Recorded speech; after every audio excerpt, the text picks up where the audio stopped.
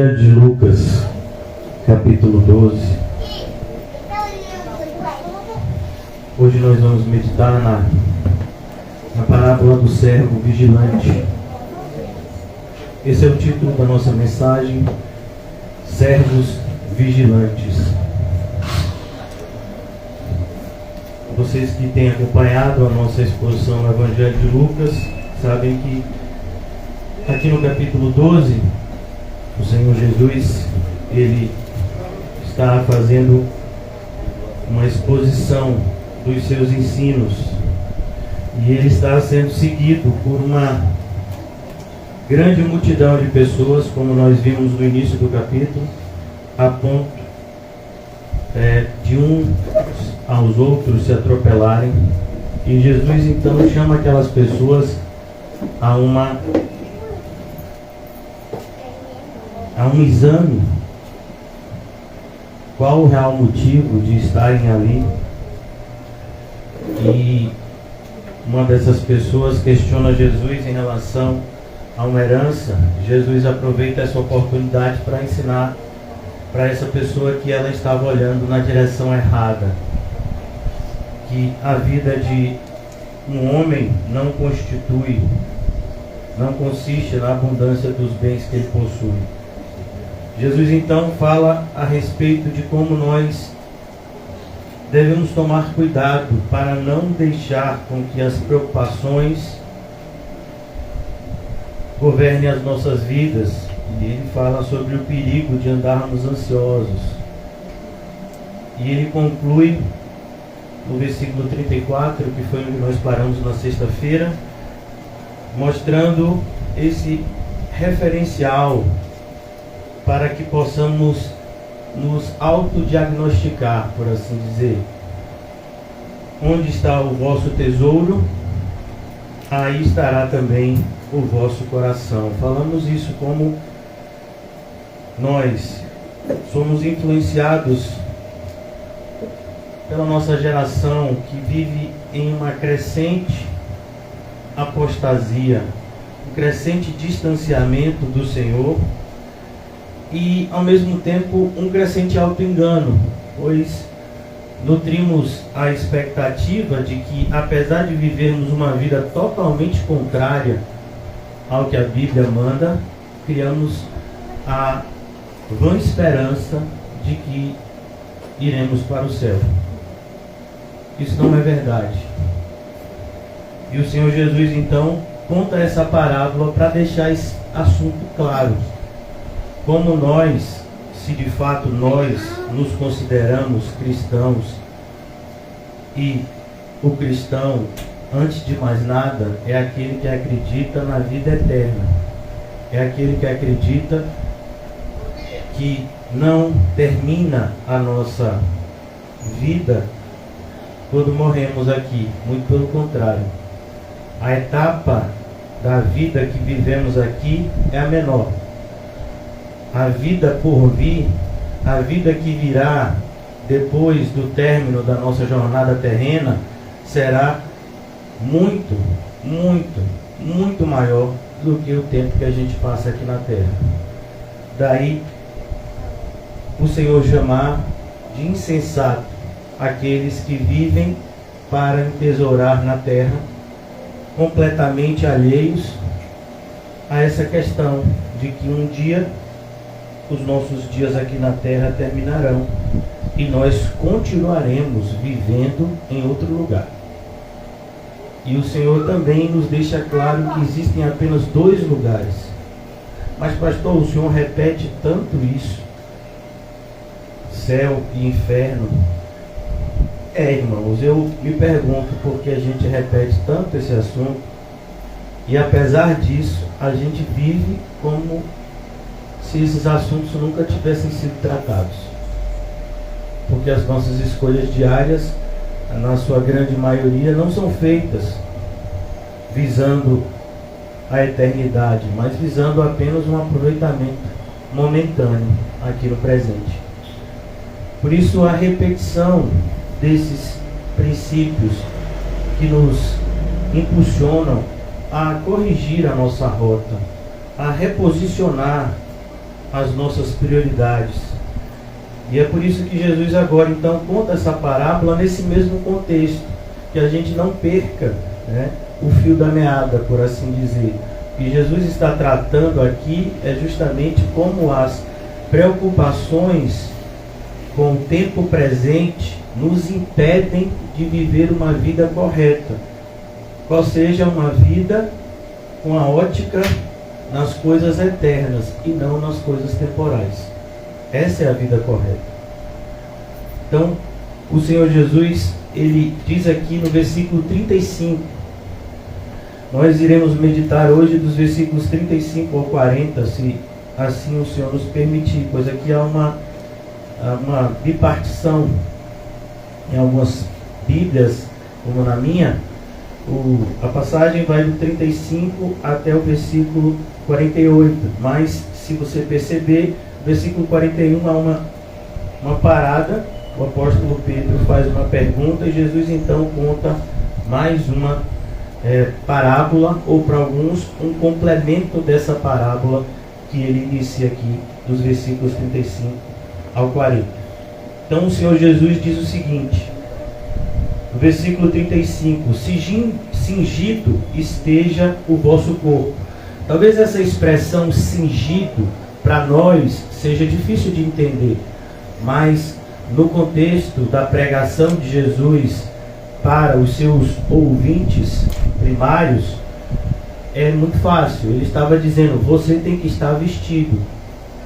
É como, por exemplo, alguém que vai sair, alguém que tem um compromisso, e ele se vê acordando atrasado, e ele ainda tem que tomar banho, trocar de roupa, dependendo, né, da vaidade. A pessoa vai arrumar o cabelo, vai fazer escovinha, vai se maquiar, né? Eu falei maquiar, fazer escovinha, as mulheres já olharam logo.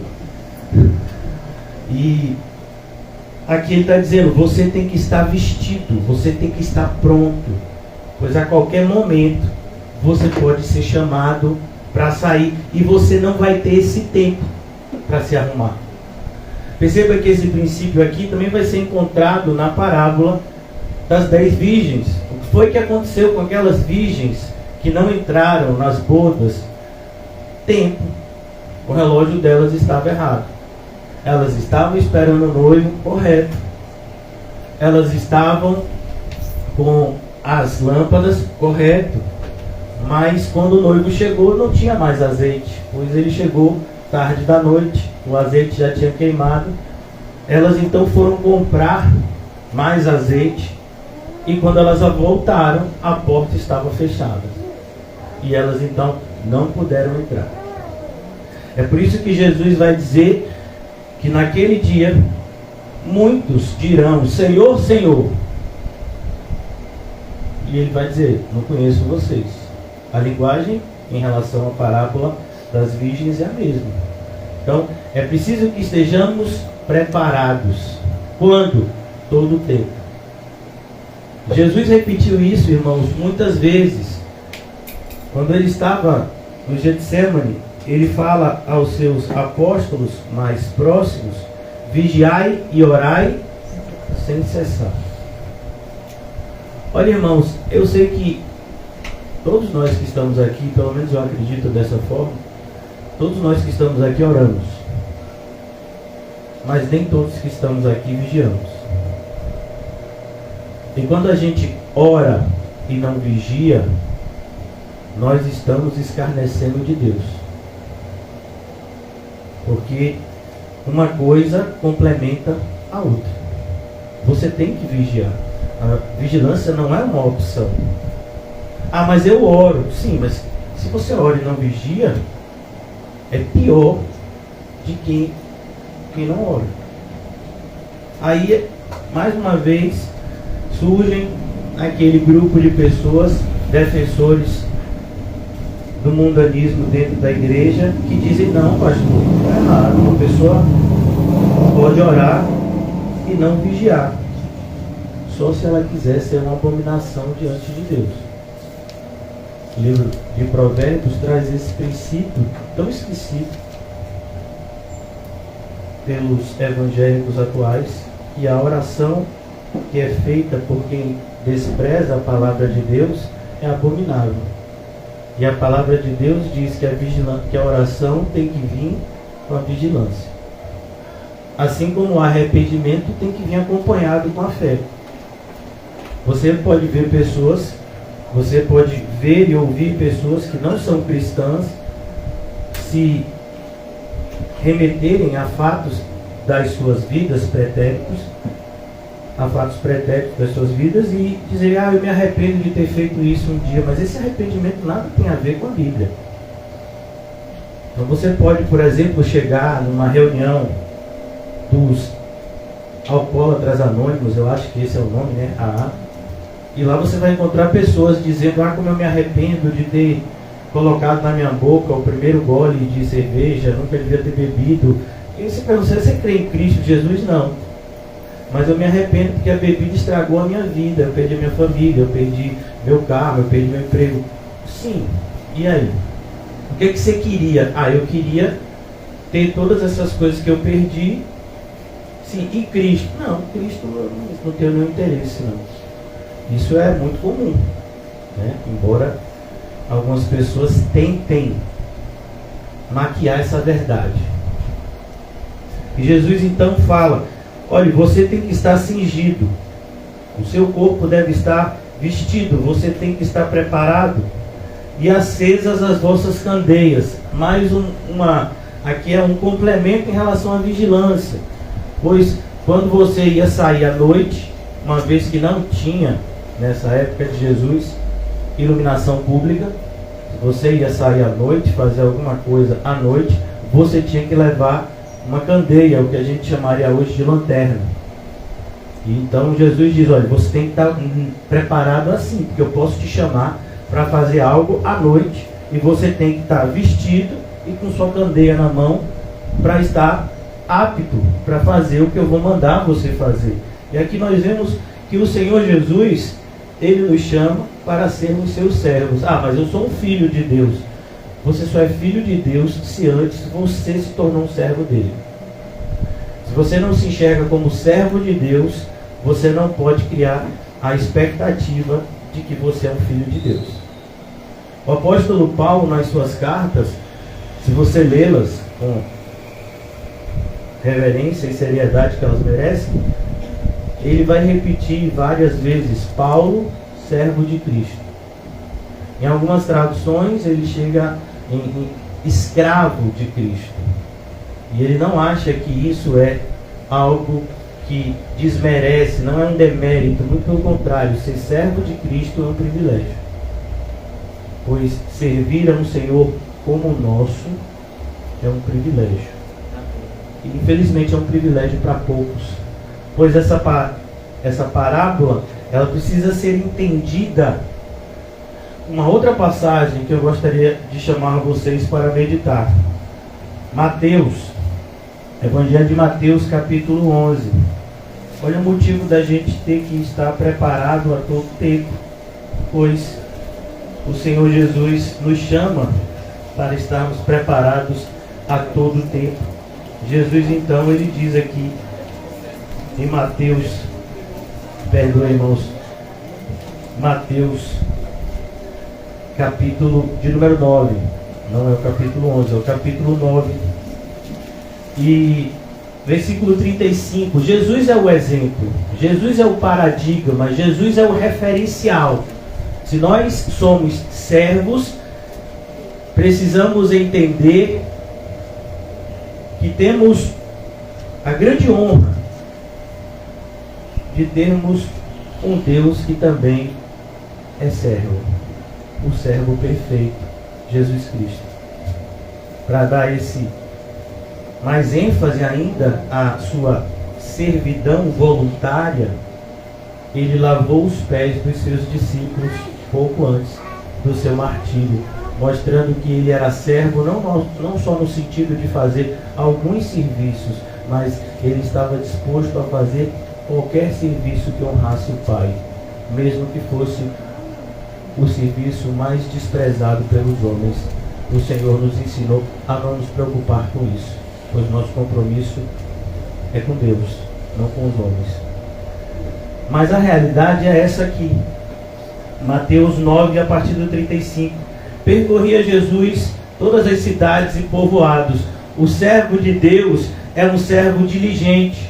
O servo de Deus é um servo que está sempre ocupado com esse serviço a Deus. Por isso é algo muito preocupante quando nós encontramos servos de Deus procurando o que se chama na nossa geração de passatempo. Eu estou meio assim, sem fazer nada, vou dar uma volta no shopping. Não sem fazer nada. Você não é servo de Deus. Você está sem fazer nada. Não tem. Já orou toda a quantidade de oração que você tinha que orar. Já leu a Bíblia todas as vezes que você tinha que ler, a ponto de você ser dominado por ela, porque o servo de Deus, quanto mais lê a Bíblia, ele não domina a Bíblia, ele é dominado por ela.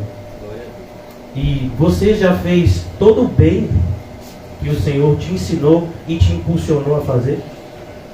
E você quer passar o tempo? Porque você acha que você vai ver 1000 anos? A gente tem tão pouco tempo aqui na Terra para fazer o que a gente deve fazer. Por isso que é um absurdo nós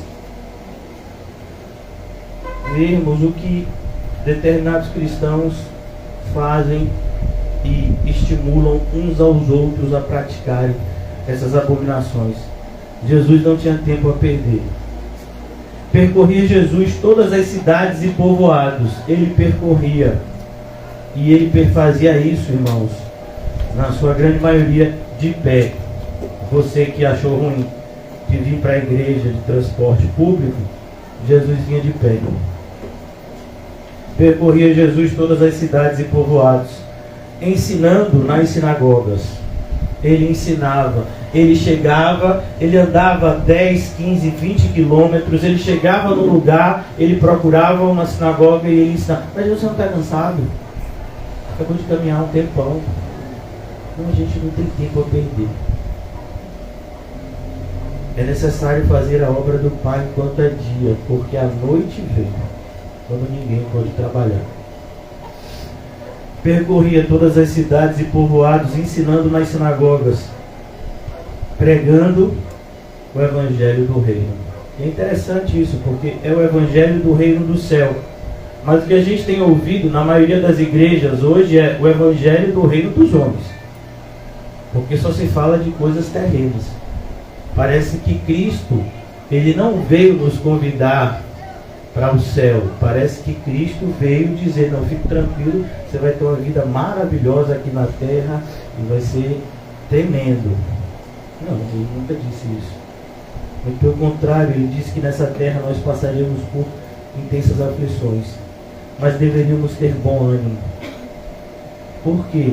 Porque o nosso foco está naquele que venceu a morte e que nos levará para Ele mesmo, pregando o Evangelho do Reino e curando toda sorte de doença e enfermidades, demonstrando o seu poder.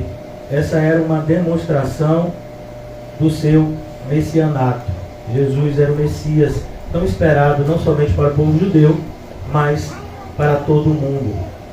Versículo 36, vendo ele as multidões. Será que a gente tem visto as multidões? Ou será que a gente só tem visto o nosso próprio umbigo? Será que a gente só tem visto os nossos próprios problemas, as nossas próprias dificuldades? Será que temos vivido uma vida tão egoísta a ponto de não enxergarmos a necessidade de pregar o Evangelho do Reino a toda criatura? Eu vejo como determinadas pessoas se mobilizam por questões temporais e como aqueles que conhecem a respeito da vida eterna são tão lentos em fazer o que deveriam estar fazendo. Vendo eles as multidões, compadeceu-se delas. E a raiz está aqui. Nós não temos esse amor. Esse amor que Jesus veio trazer ao mundo para conhecer. Que amor? O amor sacrificial. No grego, existem 3 palavras que definem o amor, esse sentimento de amor, por assim dizer. Existe o amor eros, o amor que é correspondido, aquele amor que muitas vezes é sentido entre o marido e a mulher. Existe o amor filéu. É um amor que ele se relaciona com a pessoa amada, mas sem muito interesse, sem grandes expectativas. E só o Senhor Jesus conheceu e deu a conhecer de um amor que o mundo não conhecia, que é o amor ágape. Essa palavra vem a ser acrescentada, por assim dizer, o seu significado no grego, após a vinda de Cristo à Terra. É o amor sacrificial. É o amor que independe do ser amado. É o amor que, mesmo que o ser amado me odeie, eu o amo. Esse é o amor que Jesus nos chama a ter. E esse é o amor que, na sua grande maioria, nós não temos. Por isso não fazemos o serviço de Deus como deveríamos, pois esse é um requisito essencial. Vendo eles as multidões, compadeceu-se delas. Perceba, essa mesma multidão, ele já sabia que essa multidão gritaria pouco tempo depois: crucificam. Isso é mesmo. Mas isso não impediu ele de ter compaixão deles, porque elas estavam aflitas e exaustas. Não é assim o mundo que a gente vive. A gente conversa com pessoas que, o tempo todo, as pessoas externalizam o seu cansaço e estão cansados de trabalhar, estão cansados de exercerem os seus papéis nas respectivas famílias, estão cansados às vezes até de se divertir no entretenimento do mundo. O entretenimento do mundo é extremamente cansativo. A gente fala em relação às dificuldades de vir à igreja, mas imagine uma pessoa que se desloca a um estádio de futebol para assistir um jogo. Ele vai ter que ir horas antes. Ele não vem como você vem para a igreja, ele vem horas antes, ele vai horas antes. Sua grande maioria. E eles ficam fazendo, uma espécie de torcida antes do jogo. E aí eles assistem o jogo com atenção. Tem gente que, se vocês já viram, eles estão assistindo o jogo, estão com o radinho no ouvido. E o camarada está assistindo o jogo. Ele não está vendo o que está acontecendo. Tem um radialista contando. E tem um intervalo. E eles vão rapidamente no banheiro e comem alguma coisa. E já tem os minutos finais. E quando termina o jogo, se o time perdeu, eles vão usar aquele tempo todo para falar mal do time. Se o time ganhou, eles vão comemorar e talvez vão passar horas comemorando e chegar em casa com uma alegria. O jogo foi 8 da noite, a pessoa chega em casa 1 da manhã gritando. Mas a gente vem para a igreja 9h30. Se o pastor passar de 11h30, que absurdo. Parece que ele acha que a gente não tem família. Então, como que a gente acha que a gente vai servir a Deus se a gente não está disposto sequer a ouvi-lo? Porque esse é o momento onde o Senhor está nos instruindo para o seu serviço. É o que está escrito na carta aos Efésios. Por que a instrução na igreja? Porque o Senhor separou pastores e mestres para instruir os cristãos, para que eles amadurecessem e se tornassem bons servos e servas de Deus. E aqui Jesus diz: como ovelhas que não têm pastor. É assim o mundo.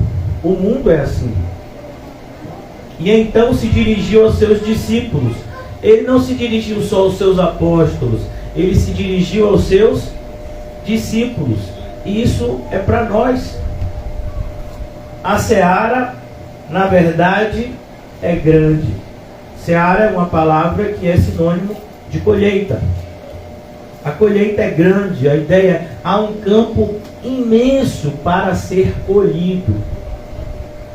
E nós todos sabemos que, apesar de nós não sermos especialistas na agricultura, mas a gente sabe que o fruto, ele tem um tempo certo para ser colhido.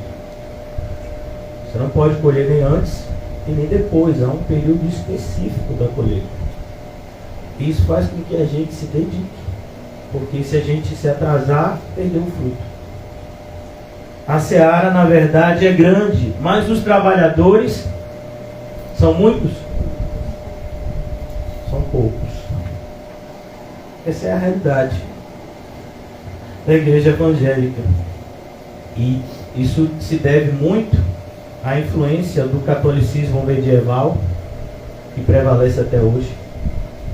A igreja de Roma defendia a ideia de que existe uma divisão dos cristãos entre os chamados sacerdotes e os leigos. Os sacerdotes, que no catolicismo são conhecidos como padre, tem um plano de carreira, né? Os evangélicos estão adotando essa ideia diabólica. Então você tem padre, você tem bispo, arcebispo, e você pode chegar até a papa. E eles disseminam essa ideia extremamente errada de que há uma separação entre esses e os leigos, ou seja, aqueles que não têm esse chamado sacerdotal. A Bíblia diz que não. A Bíblia diz que todos os crentes são sacerdotes do Deus Altíssimo. Todos aqui temos que estar na qualidade de servos. A diferença é que o meu serviço é pregar para vocês. O serviço de vocês, aí é com vocês e Deus. Mas cada um de nós aqui deveria ter um serviço. E deveria ser para Deus. E deveria ser feito em amor por Cristo. Porque a seara é grande, mas os trabalhadores são poucos. E o que é que a gente faz? A gente promete falsas promessas às pessoas para elas trabalharem mais para Cristo? Não. A gente faz curso de obreiro? Não. Rogai, pois, ao Senhor da seara. Mais uma vez, o Senhor nos motiva a orar. Rogai, pois, ao Senhor da seara, que mande trabalhadores para a sua seara. Perceba, irmãos, eu preciso orar mais. Muito mais. Rogai, pois, ao Senhor da seara, que mande trabalhadores para a sua seara. E Ele manda. É maravilhoso. Quem já leu o livro de Atos, quando o apóstolo Paulo chega na região de Corinto, a gente falou aqui recentemente, o apóstolo Paulo está se sentindo meio sozinho, e então Deus separa 2 obreiros aprovados que estarão durante quase toda a vida do apóstolo Paulo ao seu lado, que é Priscila e Áquila. Glória a Deus. O Senhor separou Silas, o Senhor separou o próprio Marcos depois de entender determinadas coisas, de maneira que são poucos os verdadeiros servos de Deus, mas eles existem e eles estão trabalhando para o seu Senhor, pois eles sabem a quem eles servem. Voltando agora para a nossa passagem, no capítulo 12, Jesus diz: cingido esteja o vosso corpo e acesas as vossas candeias. Mas o que significa isso? O que seria você estar vestido e você estar com a luz acesa? O apóstolo Paulo, ele trouxe um esclarecimento, por assim dizer, nesse texto, quando ele escreve ao seu filho na fé, nosso amado irmão Timóteo, na sua segunda carta, 2 de Timóteo, capítulo 3, dos versículos 14 em diante, o apóstolo Paulo vai mostrar a Timóteo o que significa você estar vivendo preparado para a volta de Cristo. Antes o apóstolo Paulo tinha falado em relação a rejeitar os perversos. Eu vou fazer a leitura a partir do versículo 10, se vocês puderem me acompanhem. O apóstolo Paulo começa essa sessão dizendo tu, porém. Perceba que toda vez que você vê essa expressão na Bíblia, tu, porém, perceba que há uma colocação de 2 opostos. A ideia é, existem pessoas fazendo isso que é errado, tu, porém, faz isso que é certo. Então o apóstolo Paulo aqui está apresentando um quadro dividido no meio, onde você vê 2 grupos de pessoas. Aqueles que estão fazendo o que é certo e aqueles que estão fazendo o que é errado. E ele nos convida, ele nos motiva a fazer o que é certo. Tu, porém, tens seguido de perto meu ensino, A ideia aqui é justamente uma oposição às heresias. Procedimento, propósito, fé, longanimidade, amor e perseverança. Todos esses elementos devem estar presentes na nossa vida, enquanto servos de Deus. As minhas perseguições e os meus sofrimentos, quais me aconteceram em Antioquia, Icônio e Listra, e variadas perseguições tenho suportado. Você é um servo de Deus, você vai ser perseguido. De todas, entretanto, me livrou o Senhor. É a certeza de que há um consolo para aqueles que sofrem por amor a Cristo. Inclusive aqui na terra há um consolo, e mais ainda no céu. Ora, todos quanto querem viver piedosamente em Cristo Jesus serão perseguidos. Você percebeu porque existem poucos servos? A seara é grande, mas os ceifeiros são... Por quê? Porque eles percebem isso aqui. Olha, se eu for trabalhar na seara de Jesus, eu vou ser perseguido, eu não vou ter reconhecimento humano, eu vou perder muitos bens materiais, eu vou perder inclusive o respeito da sociedade, e aí eu não sei se eu vou não. Mas existem tão grandes números de obreiros na nossa geração. A ideia bíblica é que eles não estão na seara de Cristo. Eles estão trabalhando para si mesmos. Ora, todos quantos querem viver piedosamente em Cristo Jesus serão perseguidos. Versículo 13. Mas os homens perversos e impostores. Impostores. O que é um impostor? É uma pessoa que se disfarça de algo que ela não é.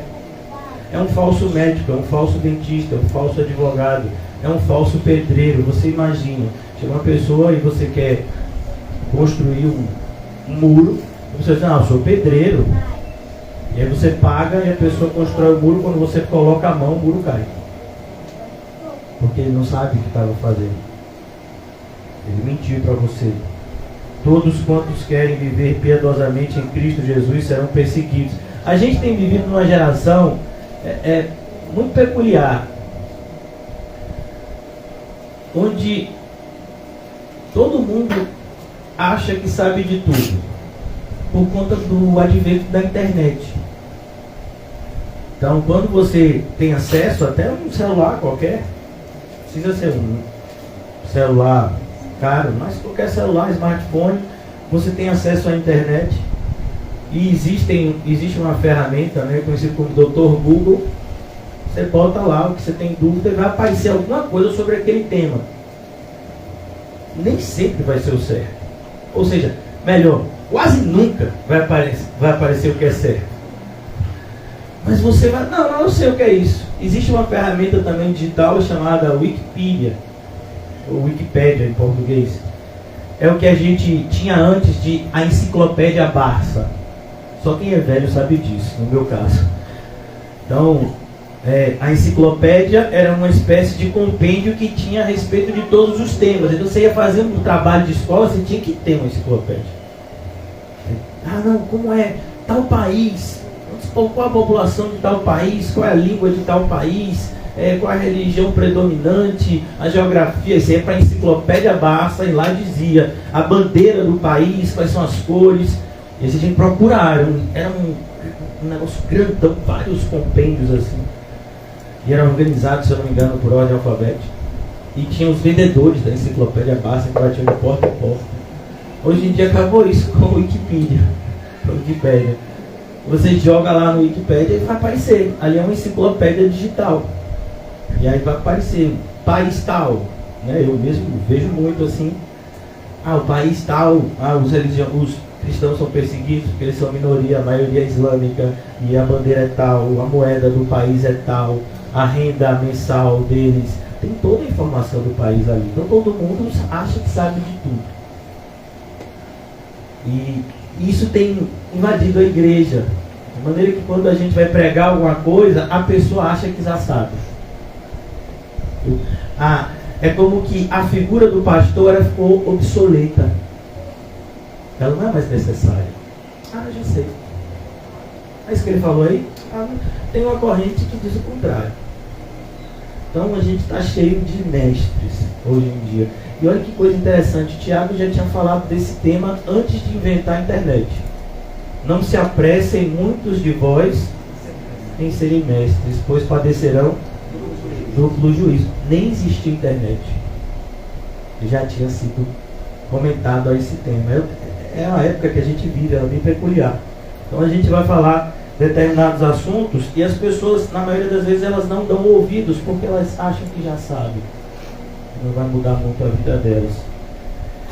Essas pessoas, elas não entendem duas coisas que o Senhor Jesus esclareceu repreendendo um grupo que se achava o mais inteligente do mundo na época dos judeus do primeiro século, que eram os saduceus. Eles eram os chefes, os manda-chuvas, apesar de serem menores em número do que os fariseus, mas eram eles que davam as cartas no universo religioso judaico. E Jesus esteve diante desse grupo e disse: vocês erram por não conhecerem as Escrituras e nem o poder de Deus.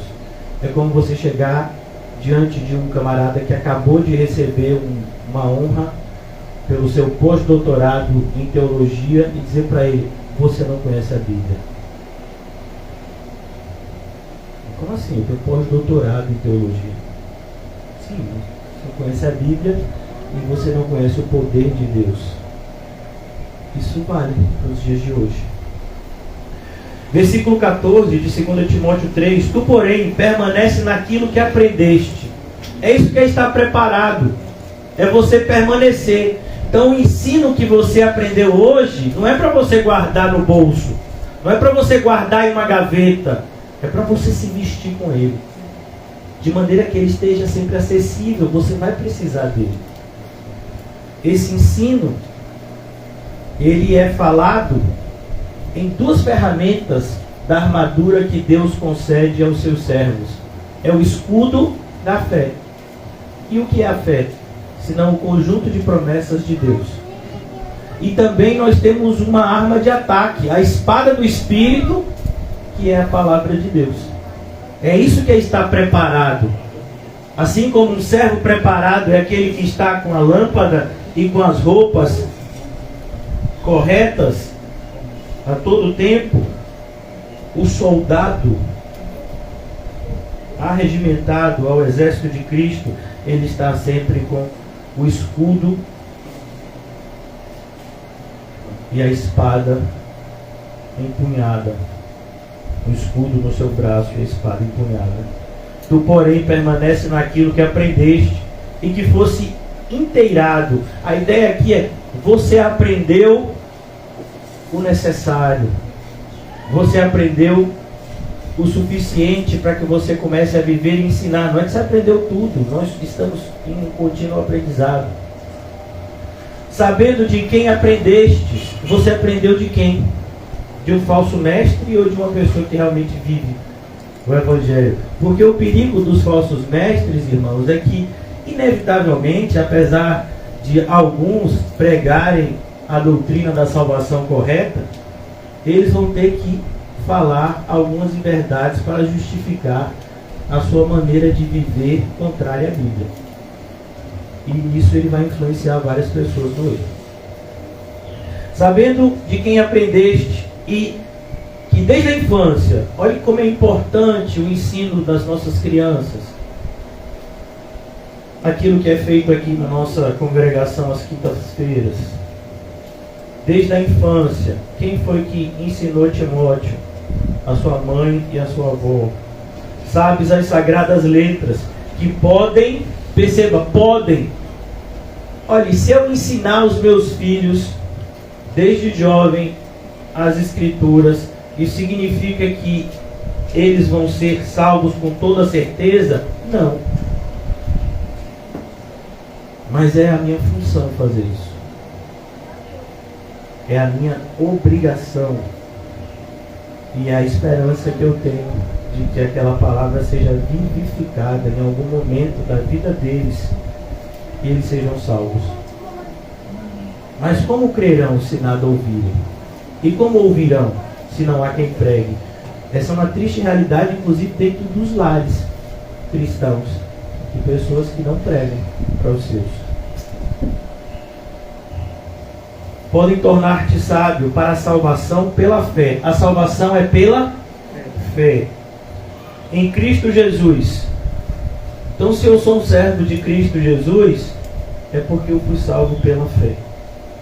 Toda a Escritura, versículo 16, toda a Escritura é inspirada por Deus.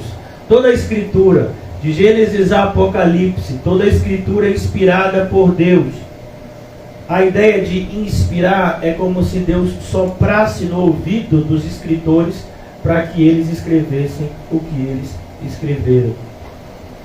Inclusive, essa passagem que nós estamos lendo também é inspirada por Deus e útil para o ensino. É o que nós estamos fazendo aqui hoje. Ela é útil para o ensino. Para o que mais? Para a repreensão. E quando nós repreendemos, quando percebemos que alguém do nosso grupo não está vivendo como deveria. Para a correção, mas não basta repreender, você tem que repreender e mostrar a direção certa. Como na carta à igreja de Éfeso, você abandonou o primeiro amor. Essa é a repreensão. E qual é a correção? Lembra de onde caíste. Arrepende-te e volta à prática das primeiras obras. Percebeu? Repreensão, correção. Para a educação na justiça, uma vez corrigido, significa que a gente não vai cair mais? Não.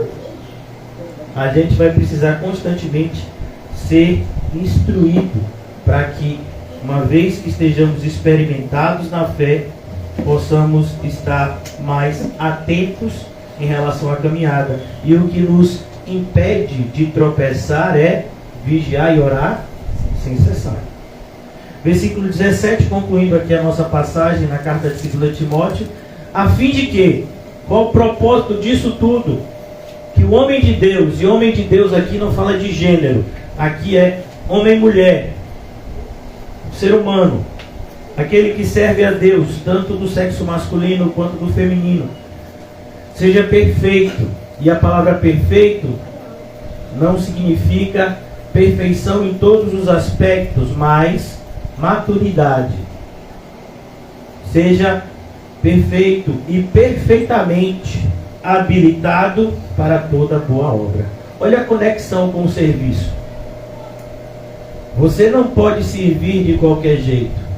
Você precisa se entregar, se dedicar, e então, uma vez apto a esse serviço, você serve a Deus da maneira correta.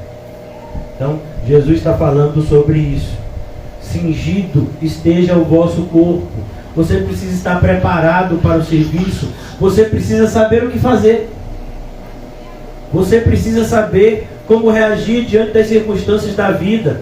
Você precisa saber reagir diante dos problemas da vida. E acesas as vossas candeias. Você é luz. E você precisa levar essa luz aonde você for. Glória a Deus. Porque nós vivemos em um mundo de densas trevas.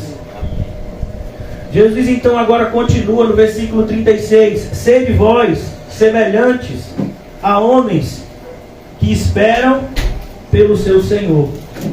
E a palavra Senhor aqui está em minúsculo, porque, como eu disse a vocês, aqui é uma parábola. E o Senhor era o dono da seara. É o que a gente diria na nossa conjectura atual. Claro que há muitas diferenças entre as práticas no passado e no presente, mas é como o dono da fazenda. Ele vai chegar. Sede vós semelhantes a homens que esperam pelo seu Senhor, ao voltar ele das festas de casamento. E ele vai voltar de quê? De uma festa.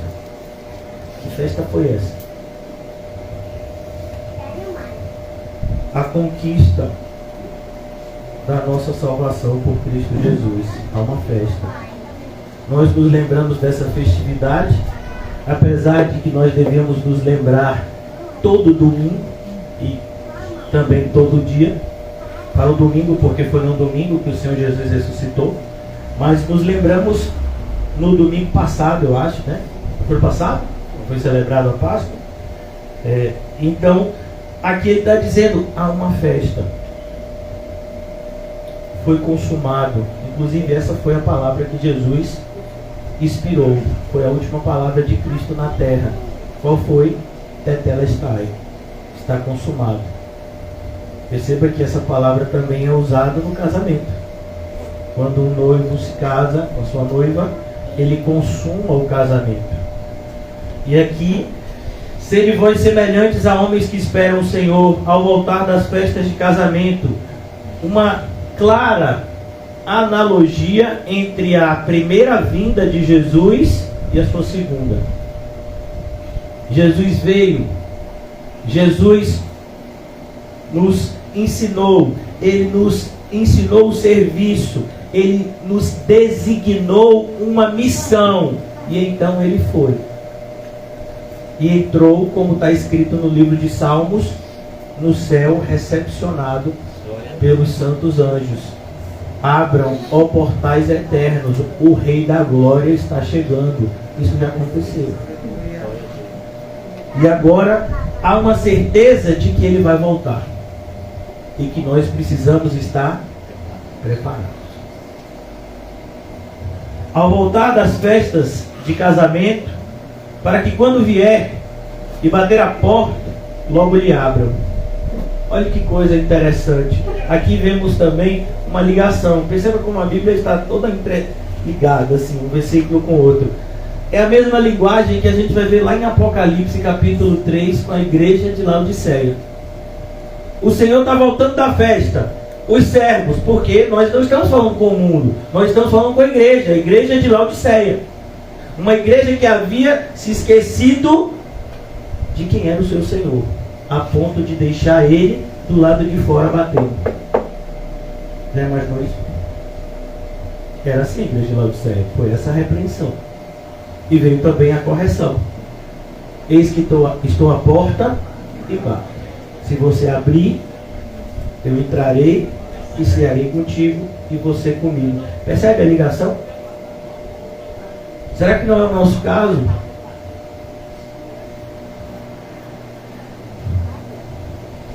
Quando vier e bater a porta, logo lhe abram. Quem é que vai fazer isso? Aquele que está de prontidão. Aquele que está esperando.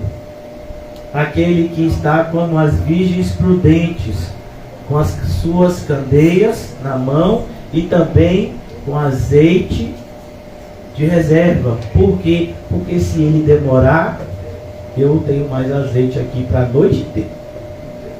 E a noite se dividia para os judeus em 4 momentos ou 4 vigílias. A primeira delas de 6 às 9, a segunda de 9 à meia-noite, a terceira de meia-noite a 3 da manhã e a quarta de 3 da manhã às 6. Era assim a noite. Era assim que se contava a noite para os judeus e na época do Novo Testamento. E ele está dizendo aqui, bem-aventurados. Olha a expressão se repetindo.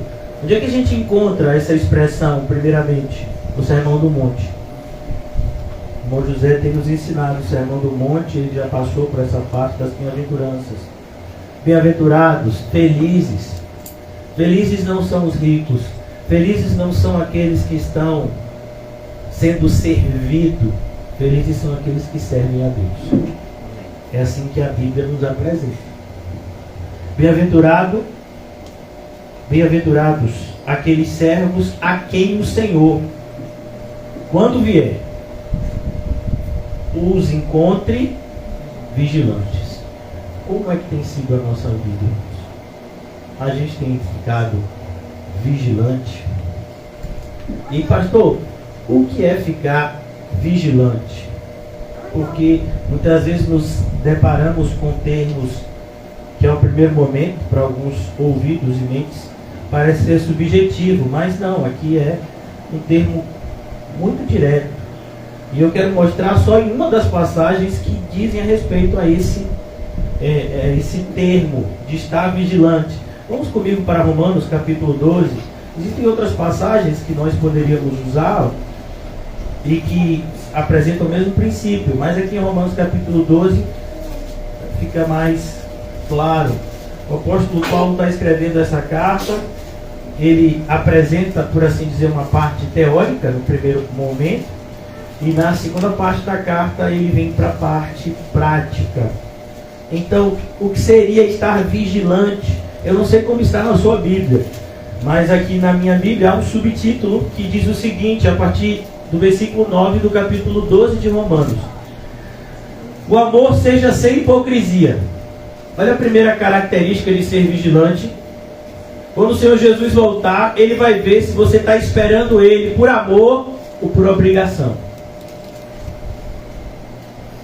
Seja sem hipocrisia. Detestai o mal. O que é uma pessoa vigilante? É uma pessoa que sabe que tem um inimigo. Porque senão, se a gente, por exemplo, no céu a gente vai precisar vigiar? Não. A ideia, inclusive, que José já pregou aqui sobre os muros, não é uma ideia, necessariamente a gente pode chegar no céu e não ver muro lá. Mas o muro fala de separação. O muro fala de segurança. Então quem está no céu está seguro, não precisa mais vigiar. Nem internamente, nem externamente. Então aqui ele fala, mas aqui a gente tem que vigiar. Por quê? Porque há um mal que nos circunda e há um mal dentro de nós, que é a nossa velha criatura. Detestar o mal. E como é que a gente faz para detestar o mal? Apegando-vos ao bem. O nosso coração, e isso fica bem claro em muitos momentos da Bíblia, o nosso coração nunca está vazio. Às vezes a gente até ouve essa expressão de algumas pessoas quando passam por uma desventura amorosa. Meu coração está vazio, meu coração está quebrado. Eu agora não quero mais saber de ninguém, tive uma decepção. Não, o seu coração nunca está vazio. Esse está cheio. Ele pode estar cheio de você, das coisas do mundo, ou ele pode estar cheio de Deus. Apegando-vos ao bem, essa é a nossa forma de nos proteger do mal. Se a gente estiver cheio do bem, o mal não vai ter espaço. Amai-vos cordialmente uns aos outros com amor fraternal, preferindo-vos em honra uns aos outros. Trate as pessoas bem, trate as pessoas melhor do que você trataria a si mesmo. No zelo não sejais remissos. O zelo aqui, irmãos, está falando do cuidado com as coisas de Deus. A ideia seja, não seja negligente, seja diligente. Sede fervorosos de espírito. Às vezes a gente, meio que se assusta quando alguém diz aleluia, glória a Deus. Às vezes a gente se assusta quando alguém diz algo assim. E de fato, em alguns momentos não é a hora certa, porque é um momento certo para todas as coisas. Mas a gente tem que se perguntar se a gente não está dando aleluia no nosso interior e glória a Deus, porque aí a gente está com problema. Porque nós devemos ser fervorosos de espírito. Às vezes as pessoas ficam chateadas com a maneira que eu prego. Mas eu acredito no que eu estou falando. Senão eu não falaria desse jeito. Na hora que o pastor fala assim, mas tem que ser fervoroso. Eu não estou dando uma aula aqui. Estou pregando a palavra de Deus. Nada se compara a isso. Servindo ao Senhor. Servindo a homens?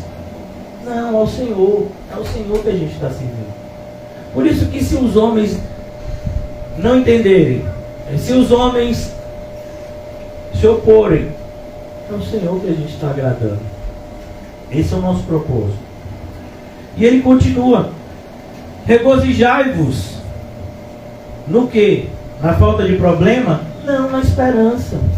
Pode estar tudo dando errado hoje. Ah, mas eu tenho esperança que vai melhorar. Quando? Amanhã? Não, no céu. Amanhã pode ser que eu tenha mais problema que hoje. Não, pastor, está amarrado. Meu filho, não adianta amarrar não, o problema vem assim mesmo.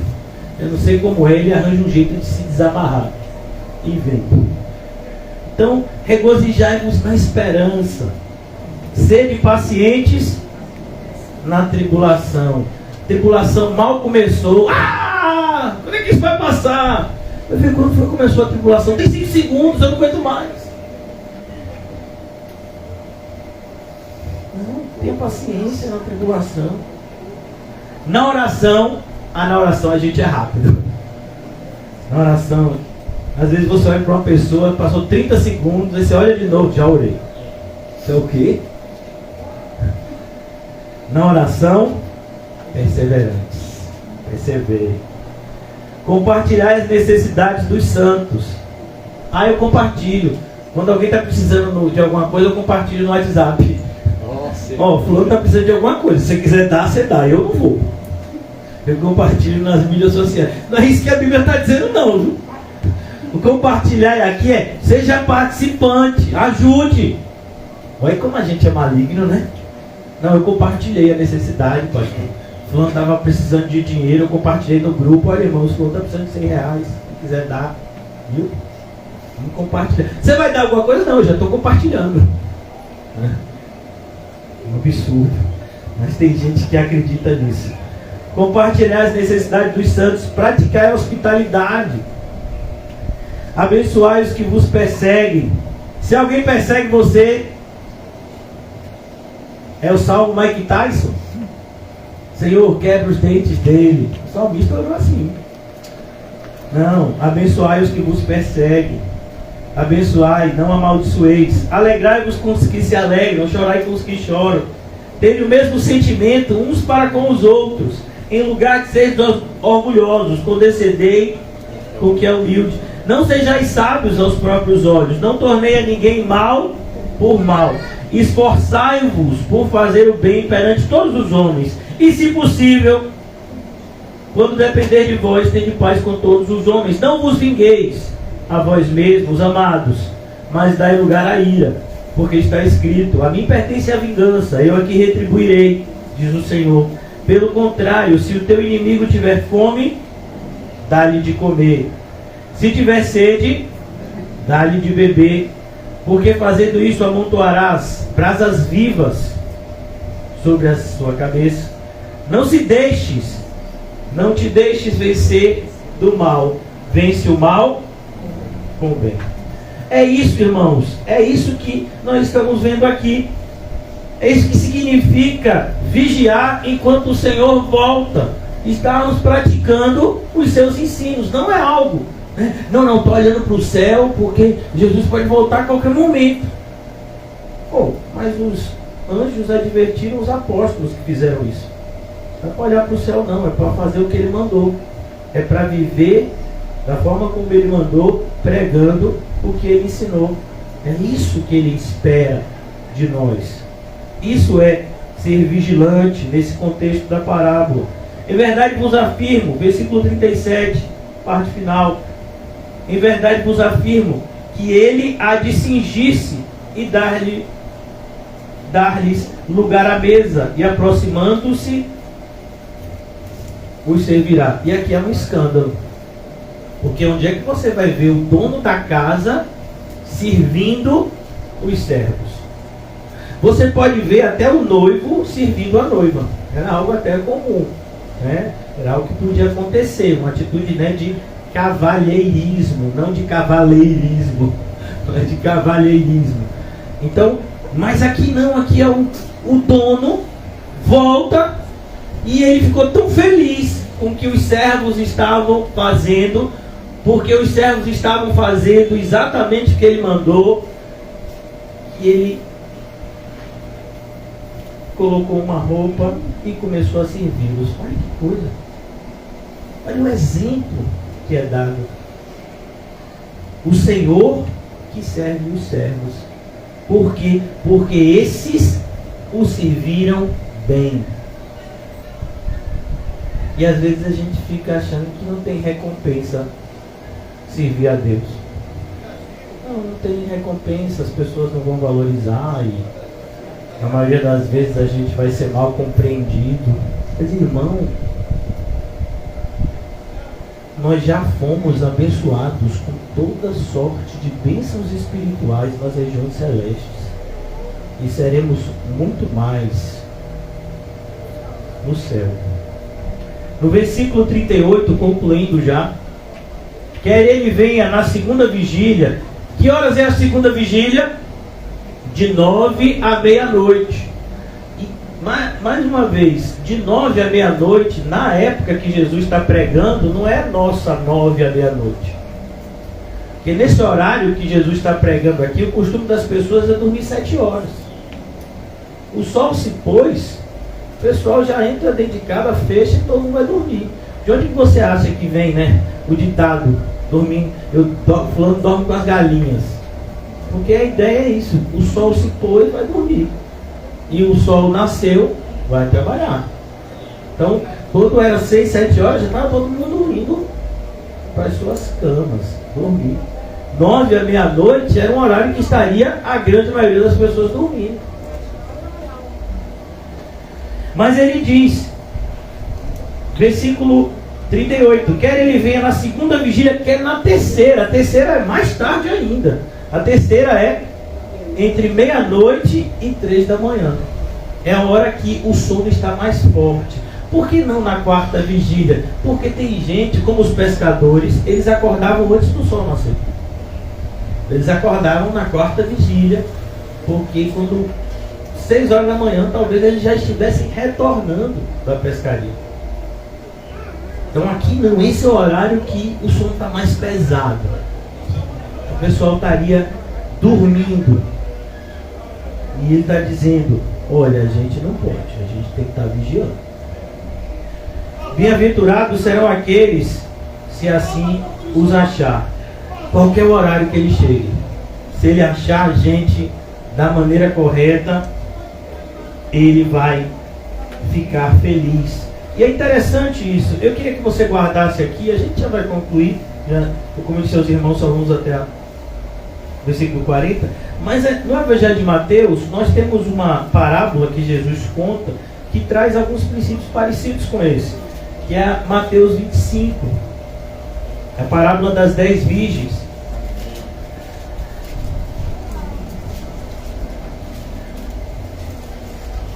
Então o reino dos céus, a partir do versículo 1, então o reino dos céus será semelhante a 10 virgens. Você percebe que essa parábola é para falar sobre o reino dos céus.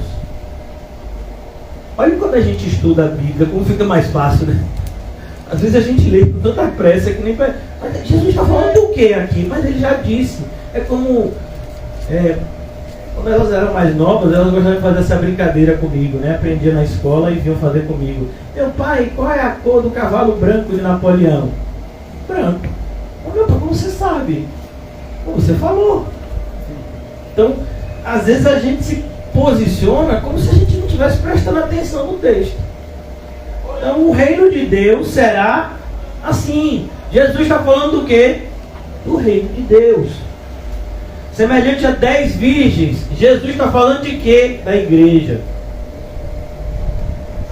O contexto da palavra virgens significava pessoas separadas. Pessoas que não tinham se contaminado ainda. Então, tem pessoas que às vezes estão passando tempo na igreja, estão até estudando, estão fazendo até algumas coisas religiosas, mas não estão fazendo da forma correta. E a Bíblia vai chamar essas pessoas de nécias ou tolas, pessoas que não estão praticando o conhecimento da maneira certa. Tomando as suas lâmpadas, saíram a encontrar-se com o noivo. Olha a figura da lâmpada, como tem lá na outra passagem. 5 delas eram nécias. A ideia aqui eram imprudentes, né? Se a gente for combinar com a palavra prudentes. e 5 prudentes. As nécias, ao tomarem as suas lâmpadas, não levaram azeite. A ideia é, elas levaram a lâmpada com azeite que estava dentro da lâmpada, mas elas não levaram azeite para colocar. E ele continua: no entanto, as prudentes, além das lâmpadas, levaram azeite nas vasilhas. E tardando o noivo, foram todas tomadas de sono e adormeceram. Perceba, todas foram tomadas de sono e adormeceram. Mas à meia-noite ouviu-se um grito: eis o noivo. Alguns reformadores do passado, ao estudarem essa passagem, eles falam sobre a morte. Quando fala que todas elas dormiram, todos nós passamos pela experiência da morte. Mas vamos ter uma experiência pós-morte diferente, dependendo da maneira como vivemos aqui. Mas à meia-noite ouviu-se um grito: eis o noivo. Havia um servo que vinha na frente do noivo gritando isso. Até no desenho bíblico deixei isso bem claro. Tem um desenho bíblico que fala dessa passagem. Saí ao seu encontro. Então se levantaram todas aquelas virgens e prepararam as suas lâmpadas. E as nécias disseram aos prudentes: dai-nos do vosso azeite, porque as nossas lâmpadas estão se apagando. Mas as prudentes responderam: não, para que não nos falte a nós e a vós outras. Aqui, para muitas pessoas, numa leitura superficial, parece egoísmo, né? Devia dividir. Não, aqui o Senhor Jesus está falando do reino. E no reino fica bem claro que a salvação é individual. Mesmo marido e mulher, que são uma só carne, eles não vão entrar juntos no reino. E aqui então é dito para elas irem comprar. Ide antes aos que vendem, comprai. E saindo elas a comprar, chegou o noivo. E as que estavam apercebidas, essa palavra apercebidas é um sinônimo também para vigilantes, preparados. Conexão muito clara com aquele contexto que estamos meditando em Lucas 12. Entraram com ele para as bodas e fechou-se a porta. Fechou-se a porta. Tem uma passagem também em Gênesis que diz que o Senhor fechou a porta da arca. Não foi Noé que fechou, foi ele, Deus. Mais tarde chegaram as virgens nécias. Percebeu? Foi o tempo que estava errado. Mais tarde chegaram. Elas acreditavam que tinham tempo. Quantas pessoas acham que tem tempo? Eu não vou nesse domingo, eu vou no próximo. Eu não vou me dedicar às coisas de Deus nesse ano, porque esse ano eu já tenho outras prioridades. Mas no próximo ano eu me dedico às coisas de Deus. Eu vou me organizar e daqui a uns 2 ou 3 anos eu vou me entregar mais à obra do Senhor. Você acha que você tem?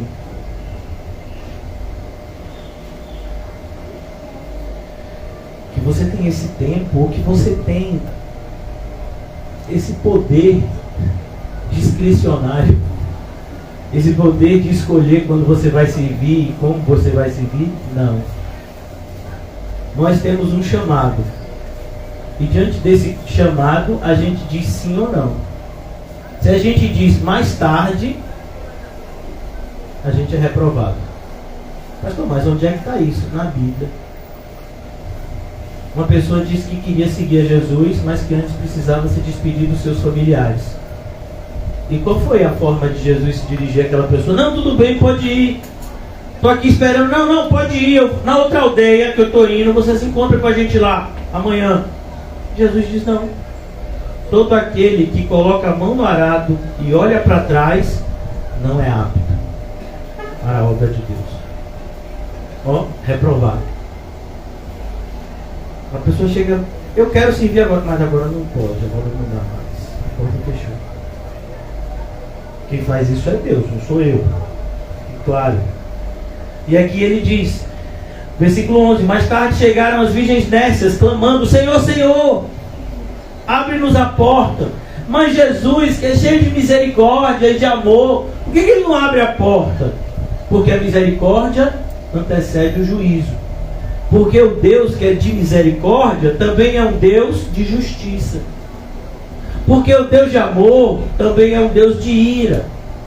Nós não podemos escolher somente as partes da Bíblia que falam de Deus que nos agradam e rejeitar as outras, porque senão nós estamos criando um ídolo. O Deus verdadeiro, Ele se revelou nos 66 livros da Bíblia, e Ele nos revelou que Ele é um Deus de amor, mas também Ele é um Deus de ira. Mais tarde chegaram as virgens nécias clamando: Senhor, Senhor, abre-nos a porta. Mas Ele respondeu: em verdade vos digo, não vos conheço. A palavra conhecer, irmãos, não significa eu não conheço, não sei quem você é. Simplesmente eu não tenho relação com você. Nós não somos chegados. E aqui nós vemos uma conexão ainda mais íntima com a parábola que nós estamos estudando em Lucas 12. Vigiai, olha a palavra: servos vigilantes, vigiai, pois, porque não sabeis o dia e nem a hora. A gente não sabe o dia e nem a hora em que a gente vai se encontrar com o Senhor para prestar contas. Por isso é uma grande tolice deixar de lado as coisas de Deus por prazeres transitórios do mundo. E concluindo agora os versículos finais da passagem de hoje, que é o versículo 39 e 40 de Lucas 12. Sabei, porém, Jesus diz, sabei, porém. Preste atenção, porque quando Jesus fala sabei, Ele diz, você tem que saber disso. Você precisa aprender essa lição. Você vai ser cobrado a respeito disso, então você tem que saber. É como quando alguém lhe dá uma instrução e diz, olha, fulano vai chegar aqui e você diz isso e isso para ele. Você tem que saber. Sabei, porém, isto: se o pai de família soubesse a que hora havia de vir o ladrão, vigiaria e não deixaria arrombar a casa. Não é assim? Então, assim, se eu soubesse o futuro, vamos imaginar que eu sei o futuro. Então, para que os bancos vão contratar vigilantes? Não. O banco vai ter uma tentativa de assalto no dia 10 de maio de não sei quanto. Então, quando for no dia 9, a gente contrata, chama os policiais. Quando chegar no dia 10, que vier os ladrões, a gente prende eles, pronto. Precisa ficar gastando esse dinheiro com segurança, com vigia, com câmera. Eu sei quando ele vai vir, pronto, eu vou e faço. Percebeu porque tem tanto crente que gosta dos chamados adivinhos na igreja? A gente não gosta? Eu gostava. Antes de conhecer a verdade, eu gostava de ir em cultos que a pessoa dizia, vejam assim, Deus está destrancando algo na sua vida. É uma coisa bem subjetiva, né? Eu ia para os cultos, o irmão João ia comigo, e a gente ouvia coisas como, olha, o tempo de cantar chegou. Sabe aquele sofrimento? Deus viu as suas lágrimas e agora você vai começar a sorrir. Ô irmão, pelo amor de Deus, você acredita nisso? Ô pastor, acreditava até agora. Por que não é para acreditar não? Não! Essas pessoas estão mentindo. Mas a gente gosta de adivinho do futuro. É por isso que tem lá, mãe tal, mãe fulano de tal, adivinha o futuro. Traz o ser amado em 3 dias. Tá as propagandas aí pela rua. E as pessoas, você acha que se não tivesse procura, você acha que tinha essas propagandas aí? Então, as pessoas querem saber do futuro para se prepararem. A gente já sabe. Para se preparar. Ah não, mas assim é difícil. Assim eu tenho que ficar preparado o tempo todo, eu não posso dar uma relaxada. Não pode relaxar não. Relaxar é no céu. O descanso é lá. Aqui Deus nos leva para águas de refrigério, dá um renovo e bora lá. A caminhada não terminou. Ah, não, desse jeito assim é muito duro. Não, tem outra hipótese também de você descansar aqui e ser atormentado no inferno. Lá vem ele. Só tem esses dois caminhos. Só. Onde é que você viu a terceira via? Está parecendo a política brasileira moderna. Tem gente que está querendo um terceiro caminho. Não, tem um caminho estreito que é daqueles crentes assim de verdade, que você olha e diz assim, fulano é crente. Apóstolo Paulo, Timóteo, Pedro, João Batista, rapaz, fulano é crente. Tem um pessoal que é ímpio. Acabe, Jezabel, Judas Iscariotes, um monte, né? Anás, Caifás, vamos lá, Nero, quem mais? Pilatos. Tem um monte de gente assim, né? Um caminho largo. E tem o pessoal da terceira via. Seria a gente. A gente não é tão crente, mas a gente também não é tão ímpio. A gente não estuda tanto a Bíblia, mas a gente dá uma estudazinha de vez em quando, tem que contar alguma coisa, né? A gente não ora como deveria, mas quando a gente ora, a gente até chora. É sério. Você acha que tem um terceiro caminho? E que Jesus não nos avisaria disso? Não tem dois. E deveria ser maravilhoso, porque não era para ter nenhum. Porque somos pecadores miseráveis que merecemos a justa ira de Deus sobre nós. Eu fico assim, coitado de fulano, está com a enfermidade que dá tanta dor, tão grave assim, incurável. Por que coitado? Ele é um pecador. Ele nasceu em pecado. Ele viveu em pecado. Por que é um coitado? Não, irmãos. A única pessoa que sofreu injustamente foi Cristo.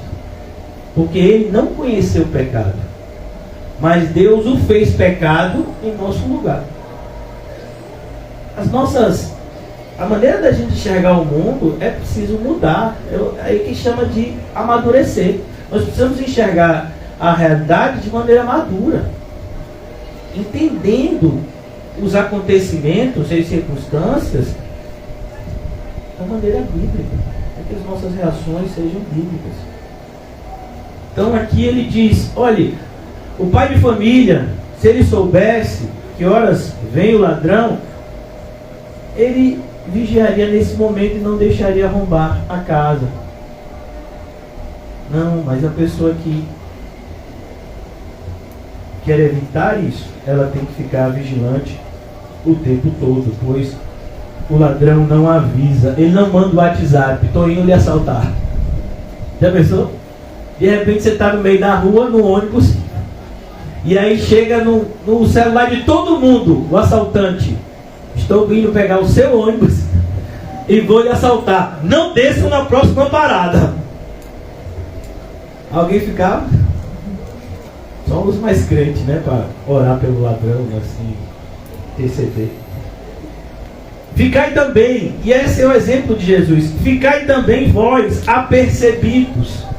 A ideia de apercebidos é vigilantes. Ficai de olho aberto. Preste atenção em tudo que está acontecendo. Hoje em dia, irmãos, as pessoas estão tão distraídas que os falsos mestres, eles não precisam nem se disfarçar de ovelha. Eles vêm para as igrejas como lobos e as pessoas tratam como pastores. Elas estão tão distraídas que ele não precisa nem ter esse trabalho de se disfarçar de ovelha. Você já vê que é um lobo. A pessoa está tão distraída, né, que ela nem... é um lobo que está pregando, não vê. Porque não está apercebida. Por isso que os falsos mestres nem precisam de muito trabalho para enganar. A época dos fariseus era a mesma coisa. Qualquer olhar mais responsável veria logo que os fariseus eram pessoas simples. preconceituosas, avarentas, egoístas.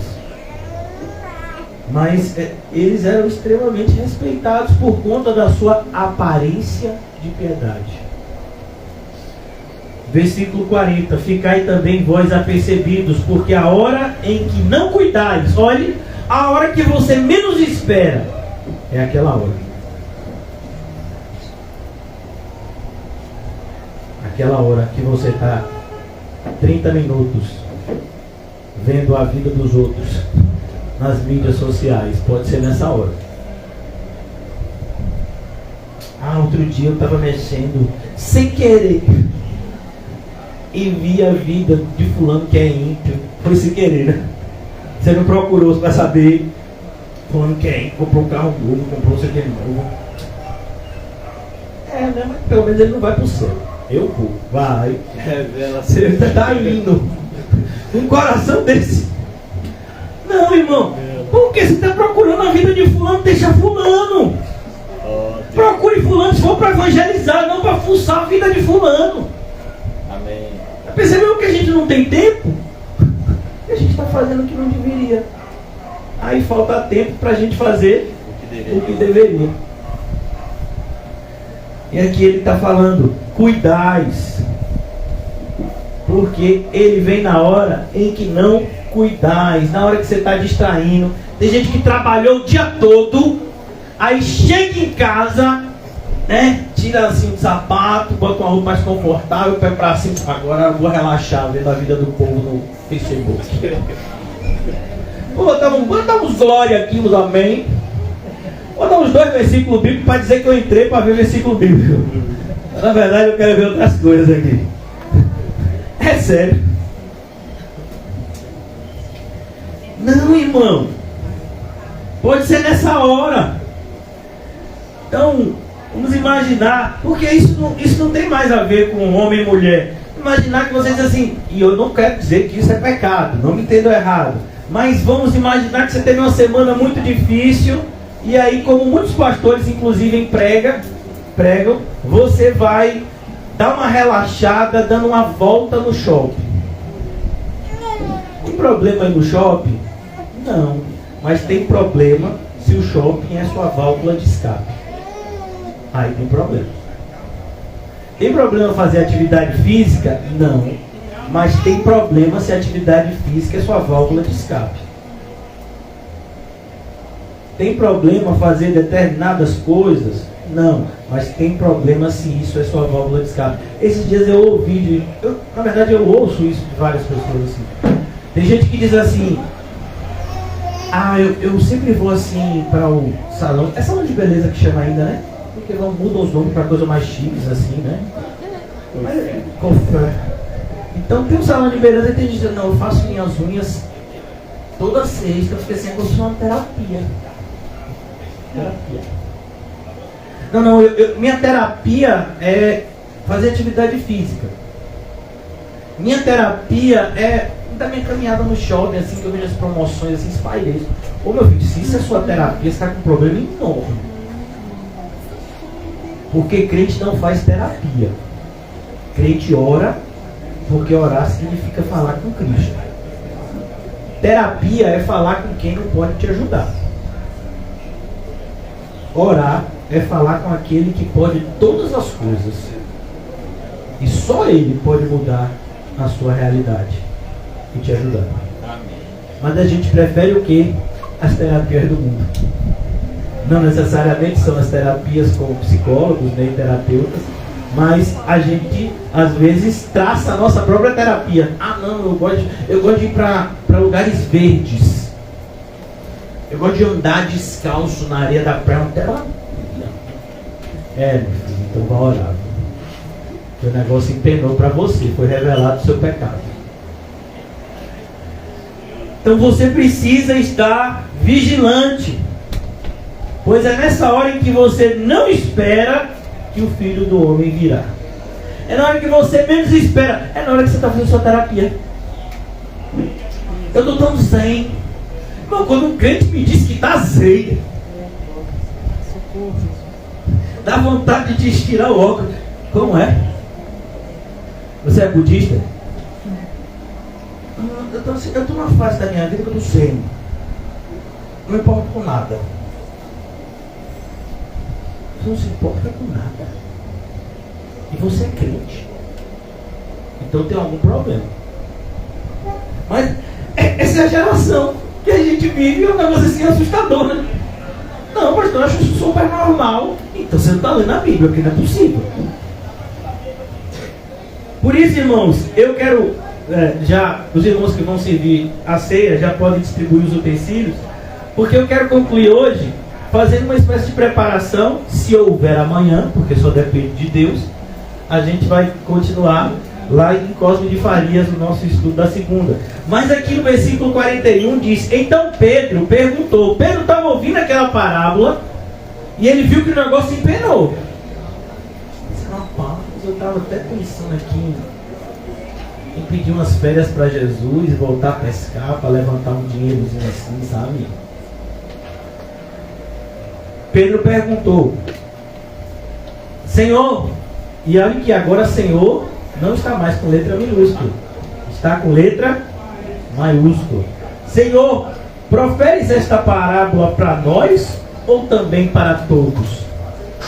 Perceba que Jesus estava falando isso para todos os discípulos, mas principalmente para os apóstolos. Mas como você sabe disso? Porque a conclusão é: quem mais dá, quem mais recebe, mais é cobrado. Os apóstolos tinham recebido muito mais, eles seriam muito mais cobrados. Mas essa exigência de sermos servos de Deus é uma exigência geral. É preciso que a gente se entregue à obra do Senhor, irmãos. É preciso que a gente se desprenda mais das coisas do mundo. Mais uma vez, é importante frisar que a área que Satanás mais vai atacar é a sua mente. E de que forma ele vai fazer isso? Ele vai fazer com que você fique o tempo todo olhando para o seu bolso. Ele quer que você se preocupe com a sua vida material. Não que você negue a vida espiritual, mas só o fato de você botar a vida espiritual em segundo plano, você já abandonou a Cristo, já abandonou o primeiro amor.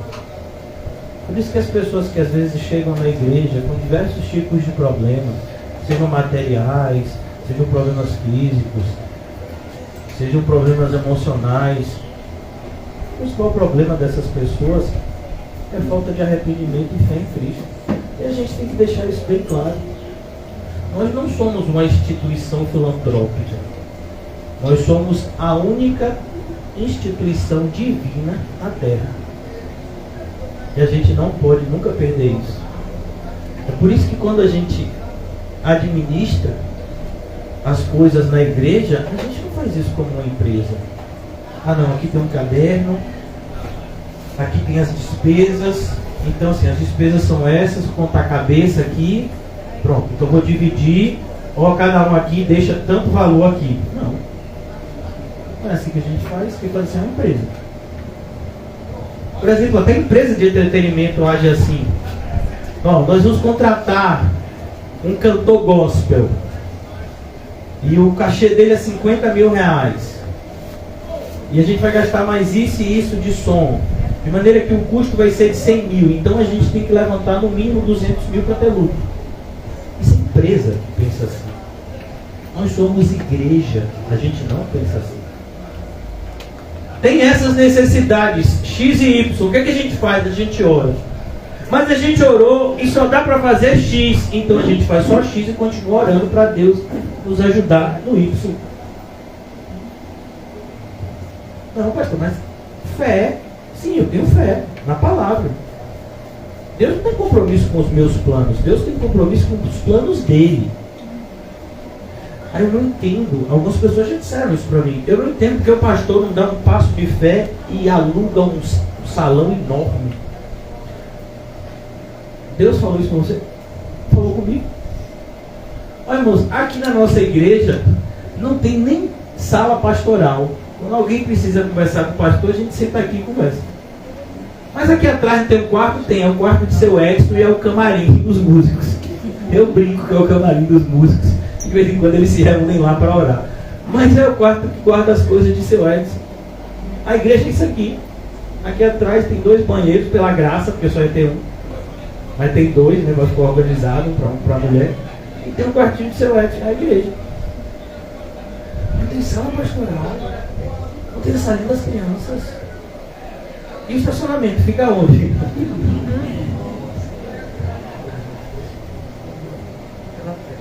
Mas a gente fica, né? Mas a gente tem que orar. Crescer. Mas como que a igreja vai crescer numericamente se a gente não crescer espiritualmente? Irmãos, vocês sabem, Jesus disse que ele é o pastor, amém? Nós somos o quê? Ovelhas, amém? Quem dá ovelha é o pastor ou é a ovelha? Estou falando de multiplicação. As ovelhas nascem do pastor ou nascem das ovelhas? Ide e pregai, ensine, seja luz, seja sal. A gente não é fiel e depois fica reclamando porque está sentindo um esfriamento espiritual. Às vezes a pessoa diz assim: pastor, eu sinto que a igreja assim está meio fria. Eu digo: só se for a área que você está sentando embaixo do ar-condicionado, que nem tem. Porque para mim está sempre quente. A igreja é você, irmão. Já parou para pensar? Se todo mundo fizesse o que você está fazendo, como a igreja estaria hoje? Se todo mundo tivesse o mesmo compromisso que você tem, como é que a igreja estaria? Se todo mundo ofertasse proporcionalmente, da mesma forma que você, como a igreja estaria? Obrigado. Aí às vezes a gente fica: não, mas eu acho que fulano podia fazer mais. E você está fazendo?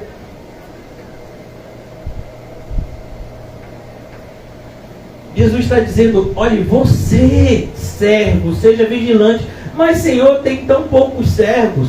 Quando a gente falou, acho que na sexta-feira aqui, já caminhando como preparativo para a nossa ceia, quando o profeta Elias está lá em 1 Reis, sobe ao monte, a mando do próprio Deus, depois de 3 anos e meio de seca, o profeta Elias provou que Baal não era o Deus da fertilidade. Não sei se os irmãos sabem desse fato. Eles adoravam a Baal porque Baal era o Deus das colheitas, ele era o Deus da fertilidade. As pessoas, os ímpios, eles oravam a Baal para que Baal enviasse chuvas e eles tivessem colheitas fartas. E aí, diante daquela Israel idólatra, Deus enviou esse sinal: é Baal? Então que Baal mande chuva, porque eu não vou mandar mais. E aí fechou os céus por 3 anos e meio. Quando o tempo foi determinado pelo próprio Deus de acabar a seca. Porque o propósito de Deus não era que o pessoal todo morresse na seca. Não, a destruição viria anos depois pelos assírios. Mas o propósito de Deus naquele momento era mostrar que eles estavam adorando a um Deus falso. E é nesse propósito que Elias vai ao Monte Carmelo e ele sobe e ele fala o que nós falamos na sexta, eu quero repetir hoje: até quando vocês caminharão entre 2 caminhos? Se Baal é Deus, então adorem a Baal. Mas se o Senhor é Deus, então destruam a Baal e adorem ao Senhor. É preciso que a gente se posicione, irmãos, em relação à nossa fé. Porque senão nós somos como que o sal que perdeu o sabor. Cadê o sal? Somos a lâmpada que a luz se apagou. Aquela casa tem lâmpadas, mas por que está tudo escuro lá? Porque a luz está queimada. Então a luz está queimada, tem que ser trocada. É importante que a gente se posicione. E quando o profeta Elias subiu no Monte Carmelo, tinham quantos profetas do Senhor com ele? Quantos? É difícil o número. Quantos eram? Um. Sou eu. E os profetas de Baal? 450. E aí você ainda está reclamando que a oposição está grande? Pô, meu filho, tá nada. Olha, tinha 450 em cima de Baal, mas tinha os de Astarote embaixo, que era mais 400. 850 falsos profetas para um servo de Deus. Quem ganhou? O servo do Senhor. Porque o servo do Senhor é sempre maioria. Amém. Um com Deus é sempre maioria. Glória a Deus. É por isso que Jesus, quando nos impulsiona a cumprir a missão, ele diz: eu estou com vocês. Então, se ninguém mais estiver com vocês, fique tranquilo, eu estou com vocês. Se o mundo inteiro der as costas para vocês, eu estou com vocês. Se você pregar e no meio do culto todo mundo foi embora e só ficar você, fique tranquilo, eu estou com você lá ouvindo. Eu estou com vocês até a consumação dos séculos. É importante que a gente se posicione como igreja, gente. É importante que a gente se posicione como cristão. Existem determinados hábitos nossos que não são mais admitidos. Existem determinadas falas que são vergonhosas. Vemos isso não como opróbrio e nem como algo pesaroso, mas vemos isso como um grande privilégio. É por isso que nós ceiamos, porque nós entendemos esse privilégio de que Jesus Cristo morreu pelos nossos pecados, de maneira que nós devemos viver para a sua glória. E como vivemos uma vida para a glória de Cristo? Vivemos vidas santas. Não somos perfeitos, mais uma vez. Mas as nossas fraquezas não são desculpas. As nossas fraquezas,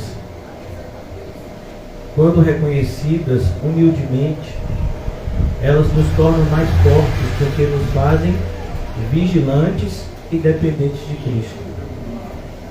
As nossas fraquezas não estão na nossa vida para justificar as nossas falhas, mas para nos impulsionar a depender mais de Cristo e vigiar diante das circunstâncias. Por isso que, quando ceiamos, a Bíblia diz que a pessoa mais apta a examinar você que vai ceiar não é o pastor da igreja, é você mesmo. Existem coisas de errado que você fez e eu sei, e eu te repreendo em amor. Mas existem coisas de errado que nós podemos fazer e que só a gente sabe, e Deus também. E esse é o momento da gente se entregar completamente ao Senhor, entendendo que as folhas de figueira jamais servirão para nos cobrir as vergonhas. Somente os vestimentos, as vestes que Deus nos concede é que podem nos cobrir. Somente o sangue de Jesus nos justifica de todo o pecado. E o sangue de Jesus nunca foi e nem será derramado em vão, pois o sangue de Jesus cumpriu o propósito pré-estabelecido. Aos que de antemão conheceu, predestinou, chamou, justificou, glorificou. É debaixo dessa fé e dessa viva esperança que nós ceiamos. Tomamos e bebamos para a glória de Deus.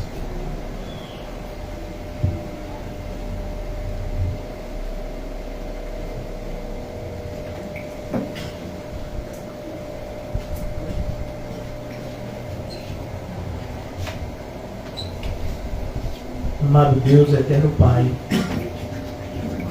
em Cristo Jesus, pelo Espírito,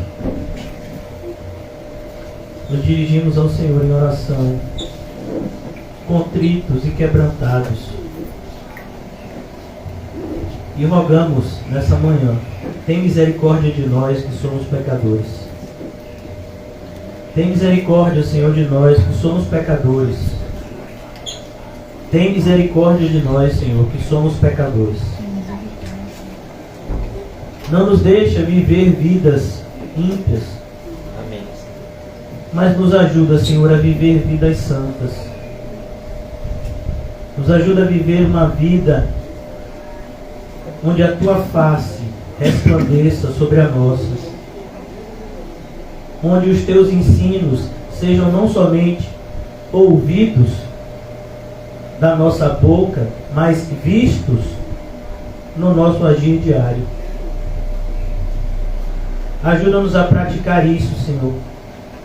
Primeiramente, dentro da nossa congregação. A congregação que o Senhor nos deu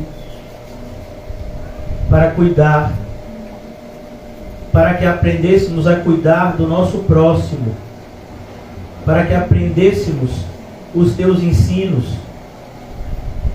para que executássemos a nossa missão com fidelidade e destreza. Ajuda-nos, Senhor, a valorizar todos os meios de graça que pelo sangue de Cristo nos alcançam. Ó Senhor, que possamos enxergar a natureza maravilhosa das bênçãos espirituais que já nos estão disponíveis.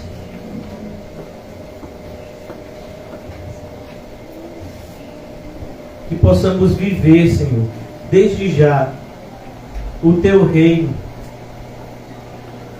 Pois o Teu reino, como o Senhor mesmo nos disse na Tua palavra, não consiste no comer e beber, mas justiça, paz e alegria no Espírito. Que possamos experimentar, Senhor, dessas dádivas espirituais a todo momento. Que a certeza, Senhor, da salvação nos acompanhe até a nossa entrada no céu.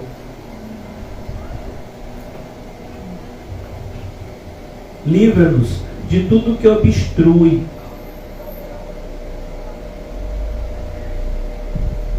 o nosso relacionamento contigo, Senhor Jesus.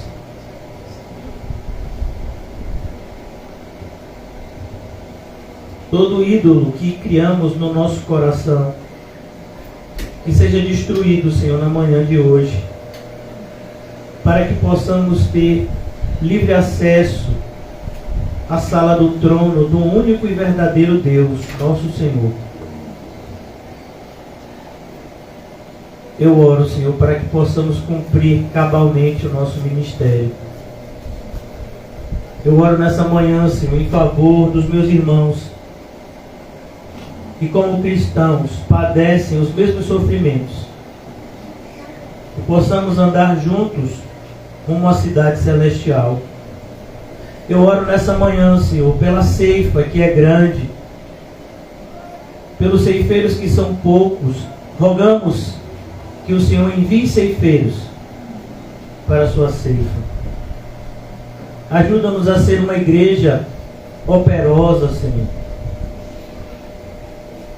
Uma igreja que se entrega plenamente à missão que nos foi dada pelo nosso cabeça, que é Cristo. Senhor Jesus, ajuda-nos a ser quem devemos ser, para a Tua glória. Oramos em nome de Jesus, amém e graças a Deus. Amém, irmãos? O amor de Deus o Pai, as doces consolações do Espírito Santo, a graça maravilhosa do nosso Senhor e Salvador Jesus Cristo esteja sempre conosco. Nós dizemos amém. Saúde mutuamente com o cumprimento E não se esqueçam, sempre vigilantes.